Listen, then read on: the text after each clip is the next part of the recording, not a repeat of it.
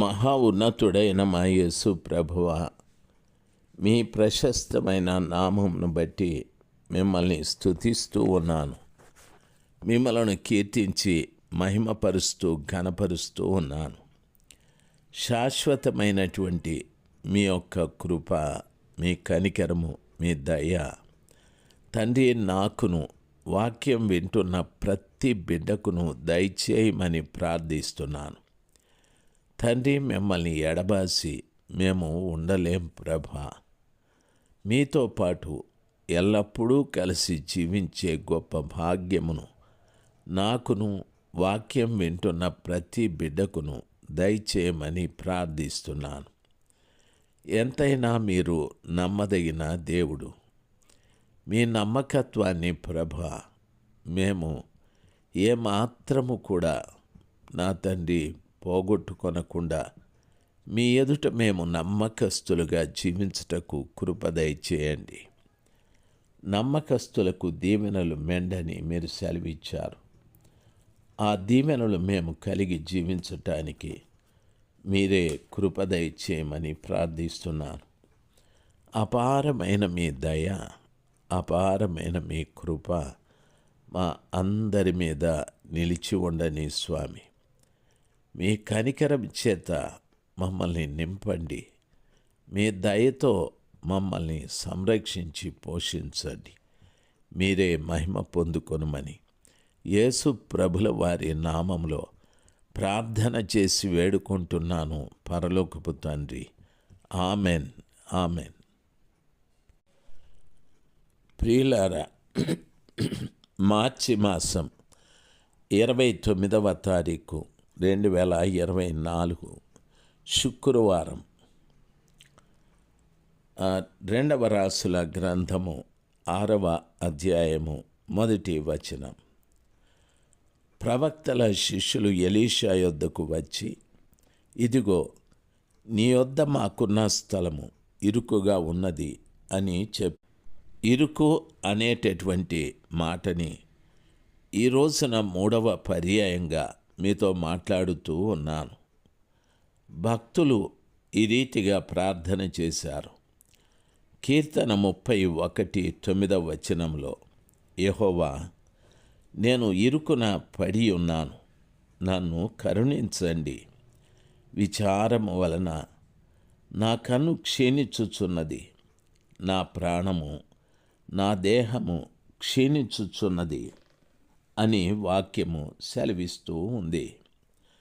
ప్రియులారా, విచారము అనేటటువంటిది ఒక మనిషిని ఇరుకులో పెట్టినట్లే. ఆ విచారం అన్నటువంటిది ఆ మనిషిని చేసే పనేమిటంటే కన్ను క్షీణిస్తుందని. అంటే దాని అర్థం నన్ను గమనించాలి, చూపు తగ్గిపోతుంది, నా ప్రాణము, నా దేహము క్షీణించిపోతూ ఉంది. అంటే ప్రాణములో పూర్తిగా నిరుత్సాహం, దేహంలో బలము అన్నీ తగ్గిపోతూ వస్తాయి. ఇరుకున పడ్డ వ్యక్తి చూపు కానీ, అతని ప్రాణము కానీ, అతని దేహము కానీ అన్నీ క్షీణించడం ప్రారంభిస్తాయి. ప్రభు పిల్లలుగా మీకు నా మనవి, కొంతమందిని మనము గమనిస్తూ ఉంటే ఇలాంటి పరిస్థితుల్లో ఉంటారు, ఇలాంటి ఇబ్బందుల్లో ఉంటారు. చాలామంది ఉన్నట్టుండి వారి దేహము పూర్తిగా క్షీణించడం జరుగుతూ ఉంటుంది. కారణం వారిలో ఉన్నటువంటి విచారమే. ఈ రోజున ప్రభు పిల్లలైన మనము మన విచారం అంతా కూడా ప్రభు మీద కలిగి ఉండాలి.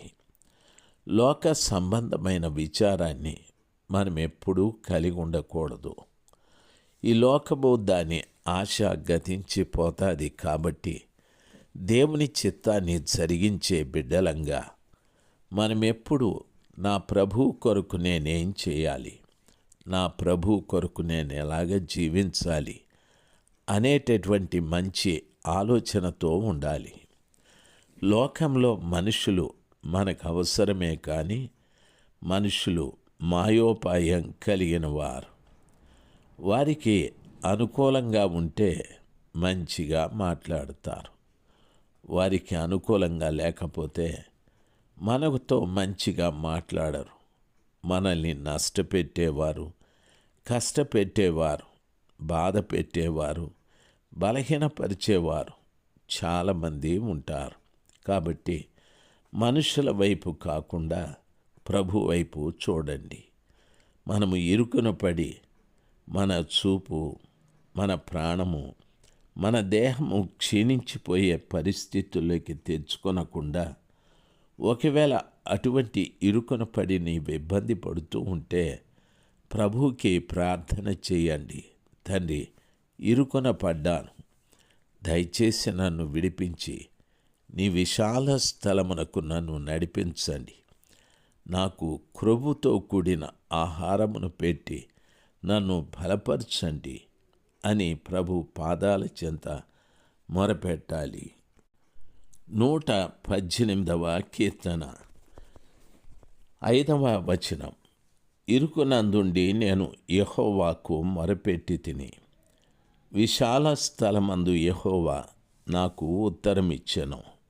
ప్రియులారా, భక్తుడు మాట్లాడుతూ అంటున్నాడు, దేవా, నేను ఇరుకున పడి ఉన్నాను, నేను నీకు మొరపెట్టాను, మీరు విశాల స్థలమందుండి నాకు ఉత్తరం ఇచ్చారు అని చెప్తున్నారు. భక్తుడైన దావీదు గారు ఎన్నో ఇబ్బందులు, శత్రువుల ద్వారా, తన మామ ద్వారా, తన భార్య ద్వారా, తన పిల్లల ద్వారా, దేశంలో ప్రజల ద్వారా, శత్రురాజుల ద్వారా ఎంతో ఇరుకున ఉన్న వ్యక్తి. అటువంటి ఇరుకు ఇబ్బందుల్లో ఉన్నప్పుడు దేవునికి ప్రార్థన చేయడం, మొరపెట్టడం ఆయన మరిచిపోలేదు. రోజుకి ఆ సర్వశక్తిమంతుడైన దేవునికి ప్రార్థన చేసేవాడు. ఆయనకు మొరపెట్టడం ప్రారంభించిన తరువాత సర్వోన్నతుడైన దేవుడు విశాలమైన స్థలములో నుండి ఆయనకు ఉత్తరం ఇచ్చి ఆ ఇరుకులో నుండి తప్పిస్తూ వచ్చాడు. దైవ జనాంగమా, భక్తుల అనుభవాలు చాలా గొప్పవి. ఇవన్నీ కూడా మనకు తెలియబరచబడుటకు గల కారణం, మనము ఇరుకులో ఉన్నప్పుడు మనం కూడా రీతిగా మొరపెట్టడం చాలా మంచిది. ఇరుకైన పరిస్థితుల్లో నుండి విశాలమైన స్థలానికి ఆ కృపగల దేవుడు మనలందరినీ కూడా నడిపించాలి. ఆ సర్వశక్తిమంతుడైన దేవుని పాదముల మీద మన శిరస్సు వంచి నమస్కరిస్తూ, తండ్రి, ఇటువంటి ఇరుకులో నేనున్నాను, నాకు సహాయము చేయండి.